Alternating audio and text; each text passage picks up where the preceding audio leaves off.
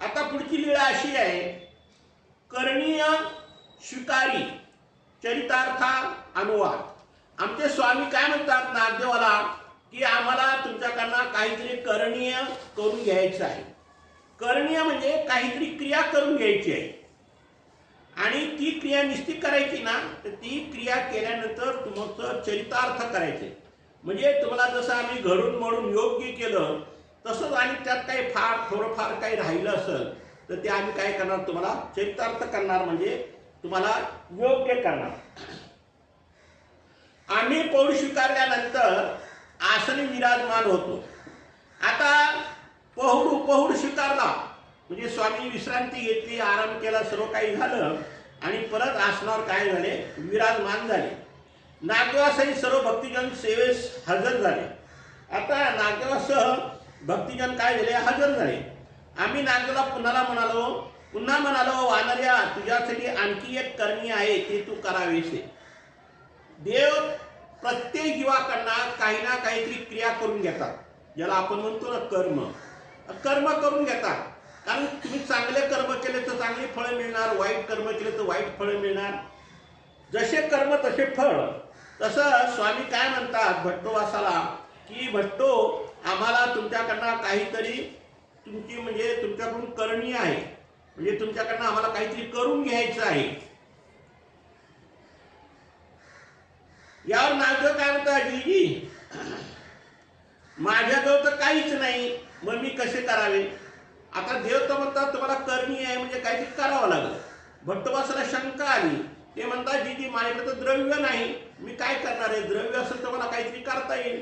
जसं आपण म्हणतो ना, उपहार म्हणा, पूजा म्हणा, जे काय असेल ती विधी करायची म्हणजे त्याला द्रव्य पाहिजे, आणि ते द्रव्य नेमकं माझ्या ठिकाणी नाही, आणि मी कसं काय करणार. आणि माझ्याजवळ 3 रुवे एवढे उरले आहेत. 3 रुवे म्हणजे 6 दाम, म्हणजे माझ्याकडे 3च रुवे किंवा 6 दाम माझ्याकडे राहिलेले आहेत. एवढं काय होणार आहे, त्यात काही वस्त्र घेता येणार नाही, काही पूजा अवसर करता येणार नाही, का उपहार करता येणार नाही. पण स्वामी नेहमी नागदेवाच्याकडनं पूजा स्वीकार करायचे किंवा उपहार स्वीकार करायचे. कारण पूजा केल्याशिवाय साधू संतांच्या ठिकाणी, स्वामीच्या ठिकाणी, परमेश्वराच्या ठिकाणी आपण पूजा अवसर केल्याशिवाय आपले कर्म नसले जात नाही, योग्यता वाढली जात नाही, ईश्वराचा जवळचा संबंधाचा योग येत नाही. ईश्वर प्राप्तीला आपली योग्यता जर करायची असेल तर साधू संतांच्या ठिकाणी, साधनाच्या ठिकाणी, परमेश्वराच्या ठिकाणी आपल्याला पूजा अवसर व भजन क्रिया ही घडलीच पाहिजे. उपहार हा घडलाच पाहिजे. फुल ना फुलाची पाकळी का होईना, पण आपल्याला अन्नदान हे घडलंच पाहिजे. मग त्याच्यामध्ये अन्नदान आलं, वस्त्रदान आलं, द्रव्यदान आलं, लोहदान आलं, अनेक प्रकारचे दान आहेत. परंतु पूजा अवसर म्हणजे यथायुक्त पूजा आणि उपहार हे सगळ्यात जास्त महत्वाचं आहे. म्हणजे अन्नदान सगळ्यात महत्वाचं आहे. त्यावर नागदेव म्हणताय, जी माझ्याकडे 3च रुवे म्हणजे 6 दाम एवढेच माझ्याकडे आहे, आणि ह्याच्यात मला काय होणार आहे, अशी त्यांनी आपली साशंका म्हणजे एक शंका निरसन केली, की मी कसं काय करू शकणार. असं ते कोण म्हणतात, नागदेव देवाला म्हणतात, स्वामींना म्हणतात. देव काय म्हणतात पहा, अहो जास्त काही लागणार नाही, तेवढेच पुरेसे आहे. त्यातून आमची पूजा करावी आणि दुधा तुपाची आरोहणा द्यावी. देव म्हणतात ठीक आहे, काय हरकत नाही. तुमच्याकडे 3 रुवे आहेत ना, किंवा 6 दाम असतील तर तेवढाच आम्ही काय करू, तुमचा पूजेचा आणि उपहाराचा स्वीकार करू, तेवढ्यामध्ये ते भागल. म्हणजे पहा, परमेश्वर प्रत्येक जीवाकडनं काही ना काहीतरी क्रिया करून घेतात, आणि हीच चाल आपण चालू ठेवली पाहिजे. आपल्याकडून सुद्धा अशी जर पूजेची क्रिया जर घडली तर आपली योग्यता वाढेल. जर तुम्हाला भजना पूजनाची जर क्रिया जर नाही घडली तर तुमची योग्यता वाढणार नाही, तुमचे वाईट कर्म नासले जाणार नाही, आणि योग्यता नाही वाढली तर परमेश्वर ईश्वर प्राप्तीला तुम्हाला भरपूर अडथळे येतात. योग्यता असेल तर ईश्वराच्या प्राप्तीपर्यंत तुम्ही पोहोचू शकता. अयोग्यता असेल तर तुम्हाला ईश्वरापर्यंत जाता येणार नाही.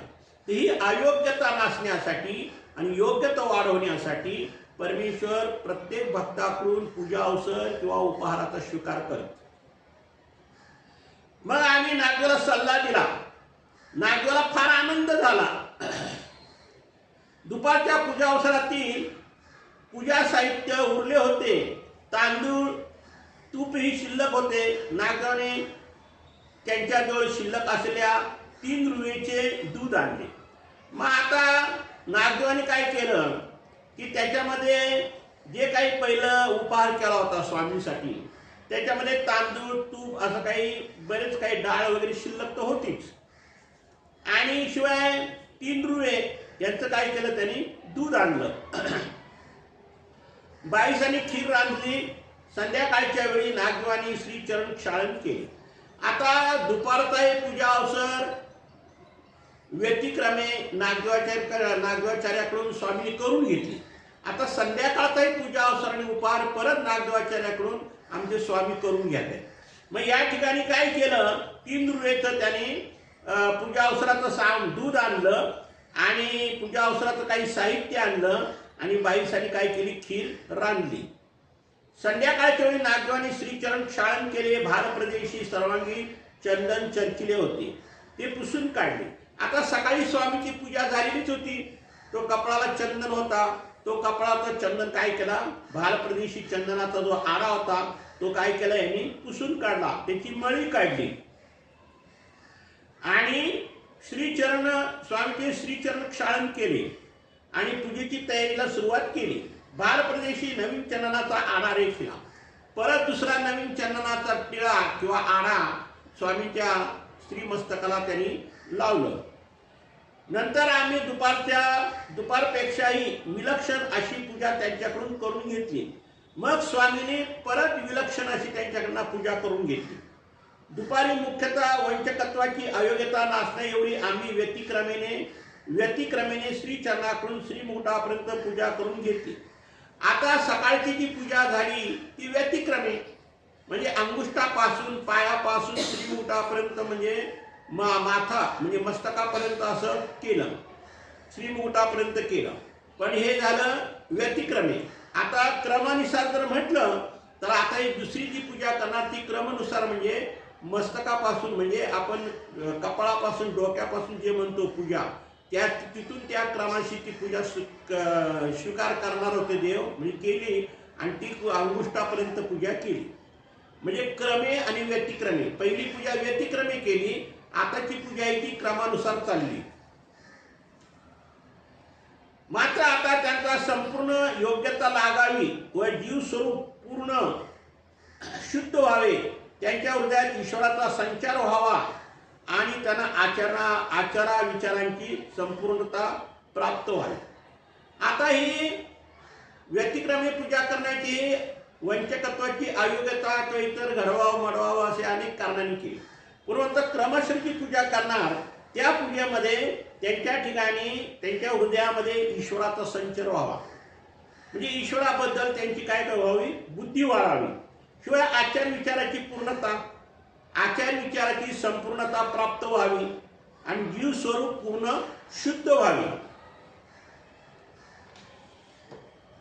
अभावरूप सामर्थ्य प्रदान करण्याच्या हेतूने आम्ही विश्वविद्याकडून पूजा करून घेतली आणि अभावरूप सामर्थ्य त्यांच्या ठिकाणी प्रगट केलं. ज्याला आपण म्हणतो ना अपरोक्ष ज्ञानाची झळ, अशा प्रकारचं ते त्यांना एक अभावरूप सामर्थ्य त्यांच्या ठिकाणी प्रदान केलं आणि विश्वजातकडून पूजा करविली.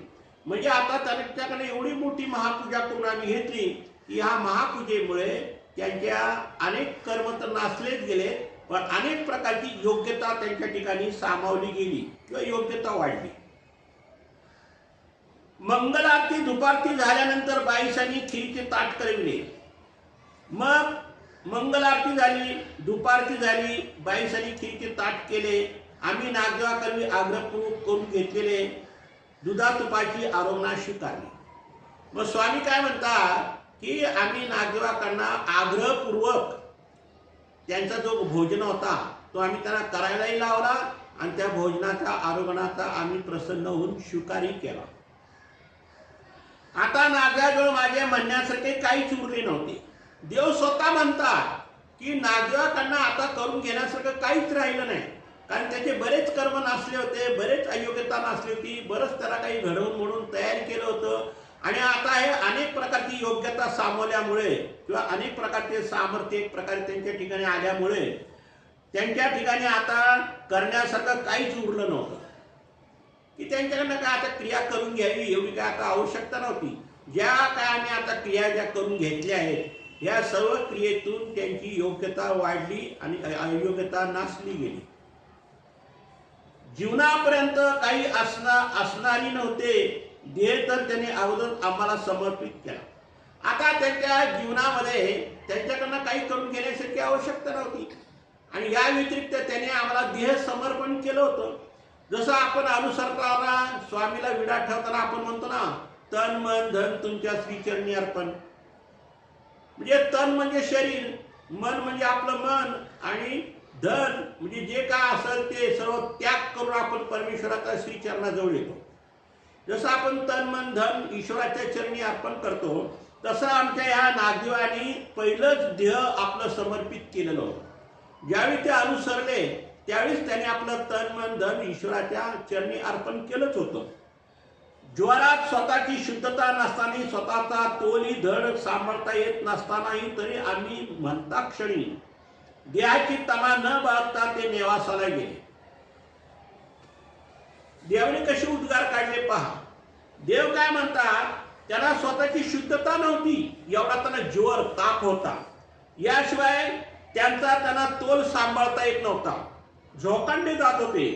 तरी आम्ही म्हणता क्षणी त्यांनी देहाची पर्वा न करता नेवासाला बाजाराला ते गेले. म्हणजे जो आम्ही काही त्यांना व्यापार सांगतो, जे आम्ही त्यांना काही काम सांगतो, जे काय आम्ही त्यांना सेवा करायला सांगतो, त्या सेवेमध्ये नागदेवांनी कधीही आडेवेळे घेतले नाही. त्यांचा प्राण जरी जीव कंठाशी आला तरी ती होच म्हणायची नाही, असं त्यांनी कधीच उल्लेख केला नाही. तेव्हा ते सिद्ध केले. ज्यावेळी ते स्वामीची आज्ञा पाळून स्वामीच्या आज्ञेप्रमाणे राहत होते, हीच त्यांची सिद्धता त्यावेळेला प्राप्त झाली. शिवाय द्रव्य होते नव्हते ते आमच्यासाठीच खर्च करून ते पूर्णतः निर्धन झाले. एवढंच नाही तर संसाराचा त्याग करून संसारातून थोडंफार स्वामीच्या ठिकाणी काहीतरी क्रिया घडावी म्हणून त्यांनी जे काही द्रव्य आणलं होतं ते द्रव्य त्यांनी स्वामीच्या ठिकाणी पूजा अवसराला उपाराला काय केलं, सर्व समर्पित केलं.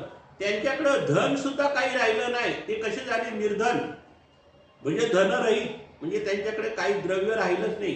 म्हणजे त्याने आपल्याजवळ द्रव्य ठेवलंच नाही. जेवढं काही स्वामी सांगतील तेवढ्या त्या द्रव्याचा त्यांनी काय केलं, एक प्रकारे विल्हेवाट म्हणण्यापेक्षा स्वामीच्या ठिकाणी काय केलं, ते द्रव्य अर्पण केलं किंवा स्वामीच्या सेवेला उपाराला पूजेला त्याचा काय केला, उपयोग केला. यापुढे ते खऱ्या अर्थाने निरेतुकच भावाने आमची सेवा दास्य करत होते. आणि शिवाय जे काय आमची सेवा दास्य करायचे ह्याच्यात त्यांचा हेतू काहीच नव्हता, किंवा आमच्याकडनं द्रव्य मिळावं किंवा आमच्याकडनं काही मिळावं अशी काही अपेक्षा नव्हती. निरेतुक बुद्धीने सगळी क्रिया करायची आणि त्यांच्यामुळे त्यांचे अनेक प्रकारची अयोग्यता नासली गेली आणि अनेक प्रकारची योग्यता वाढत राहिली. स्वतःच्या असे त्यांच्याजवळ काहीच शिल्लक उरले नाही. स्वतःसाठी काही खर्च करावा, आपल्या तब्येतीसाठी काही दवा औषध किंवा काही औषधासाठी दव्यासाठी किंवा आपल्या आजारपणासाठी काहीतरी थोडंफार आपल्याजवळ द्रव्य असावं अशी त्यांनी मनामध्ये काही त्यांनी अपेक्षा ठेवली नाही. भविष्यात गरज भासली तर त्यांच्यासाठी गरजेपुरत्या द्रव्याचा राशी उभ्या करून देण्यास आम्ही समर्थ असणार होतो. देव काय म्हणतात, समजा वेळाप्रसंगी त्यांना जर द्रव्याची आवश्यकता पडली तर आम्ही त्यांच्या जवळ द्रव्याच्या राशी आम्ही देऊ शकतो किंवा ओतू शकतो. हे त्यांना माहीतच होते, ते जाणत होते आणि आम्ही जाणत होतो की त्यांना जे काही लागेल ते आम्ही त्यांना वेळेवर देऊ शकतो. परंतु त्यांना काळजी करायची गरजच नव्हती आणि त्यांनाही तशी काही काळजी करायची गरज नव्हती. त्यांना माहिती होतं की स्वामीपासून आपल्याला काहीच कमी पडणार नाही. कोणत्याही प्रसंगाला कोणत्याही वेळेला जे काय पाहिजे ते आपल्याला स्वामीकडनं मिळत होतं आणि स्वामी देतच होते. तर असा परमप्रिय भक्त नागदेवाचार्यासारखं सर्व भक्तांमध्ये आवडता भक्त जर म्हणला तर नागदेव. कारण नागदेवाची आचार विचार दृढता स्वामीवर असलेली निष्ठा ह्या सगळ्या गोष्टी तो परिपूर्ण असल्यामुळं स्वामी त्याच्यावर कसे होते, प्रसन्न होते. मग आरोहणा झाल्यानंतर गुळा विडा स्वीकार करून आम्ही त्याला प्रसन्नपूर्वक अभिवचन देत म्हणा. बघा, गुरुकडे म्हणा, साधूकडे म्हणा, परमेश्वरकडे म्हणा, प्रसन्नता मागावी लागत नाही. जो आशीर्वाद मागतो, जो प्रसन्नता मागतो, ते चुकीचं आहे. तुम्ही अशी क्रिया करा की तुमच्या क्रियेकडे बघूनच तो साधू संत महंत किंवा आपले अधिकरण किंवा परमेश्वर हे स्वतःच प्रसन्न होतात. जसं अर्जुनावर श्रीकृष्ण महाराज प्रसन्न होते, अरळकया राजा यदुराजा रुचिक ऋषी यांच्यावर श्री दत्तात्रय प्रभू प्रसन्न होते. नंतर कुंती माता, यशोदा माता, देवकी माता यांच्या ठिकाणी श्रीकृष्ण महाराज प्रसन्न होते. उद्धव देव यांच्यावर प्रसन्न होते. तसे आमचे स्वामी सुद्धा नागदेवाचार्यावर काय होते, प्रसन्न होते. म्हणजे त्यांनी प्रसन्नता मिळवली, ही मागितली नाही. मागण्यापेक्षा न मागता मिळणं हा खरा महत्वाचा आशीर्वाद किंवा हे खरं महत्वाची प्रसन्नता आहे. काही लोक बघा म्हणतात मला आशीर्वाद द्या. अरे काय आशीर्वाद द्या, तुझी क्रिया बघूनच तुला ऑटोमॅटिक तो आशीर्वाद मिळतो. आशीर्वाद ही मागायची वस्तू नसते. आशीर्वाद ही ऑटोमॅटिक मिळते, तुमच्या क्रियेवर आहे, तुमच्या कर्मावर आहे. तुम्ही जेवढे चांगले कर्म करताल तेवढं तुम्हाला ते ऑटोमॅटिक आशीर्वाद तिथे येतोच आणि परमेश्वर त्याला आशीर्वाद देतो. पण या ठिकाणी आमचे स्वामी तर नागदेवाचार्य प्रसन्न तर झालेच, पण देव काय करतात, अभिवचन देतात. आशीर्वादात येतो एक प्रकारचा. आणि आपण एखाद्याला वचन देतो की मी तुझं काम करीन, 100% काम करीन, असं आपण एखाद्याला वचन देतो. तसं देव सुद्धा आमची इथं अभिवचन देतात. काय म्हणतात, वानर्या तुझे कन्या चरितार्थ झाले हो. देव म्हणतात, अरे नागदेवा, अरे वानर्या, तुझं जे चरितार्थ, तू जे आमच्या ठिकाणी जी काही सेवा केली, साधू संतांच्या ठिकाणी जी काही सेवा केली, त्याची योग्यता तुला आम्ही काय केलं, चरितार्थ केलं. म्हणजे तुला आम्ही सगळ्या गोष्टीत आम्ही योग्य केलं, ईश्वर प्राप्तीला सुद्धा योग्य केलं. 84 लाख नरकयोनीतून आम्ही तुझी सुटका केली, अनंत सृष्टीतले दुःख तुझे नाश केले. अशा अनेक प्रकारचे शुभचिंतन, अनेक प्रकारचा शुभ आशीर्वाद, अनेक प्रकारची प्रसन्नता नागदेवांना सांगितली. आणि स्वतः देव काय म्हणतात की तुमचं करणीय म्हणजे जे तुम्हाला जे काही करायचं होतं, तुमच्याकडनं जे आम्हाला काही करून घ्यायचं होतं ते आम्ही सर्व करून घेतलं. आणि आता हे काय झालं, चरितार्थ झालं, म्हणजे पूर्ण झालं. आता तुम्हाला कशाची उद्धरणासाठी कोणती तुम्हाला अडचण नाही, कोणताही अडथळा नाही. तुम्हाला लवकरात लवकर आम्ही काय करू, आमच्या पदरामध्ये घेऊ. ईश्वर प्राप्तीला आणि ईश्वराच्या प्रेमाला आम्ही तुम्हाला योग्य केलं आहे. तुम्ही आता काही चिंता करू नका. फक्त हा देह शेवटपर्यंत ईश्वराच्या चिंतनाने स्मरणाने देहपर्यंत आपलं काय करा. जोपर्यंत हा जीव आहे तोपर्यंत तुम्ही चिंतन करत राहा. आम्ही तुमच्या सगळ्या नरकातून तुम्हाला आम्ही मुक्त केलेलं आहे, चरितार्थ केलं आहे, योग्य केलं आहे. दंडवत हो. सर्वज्ञ श्री चक्रधर स्वामी की जय.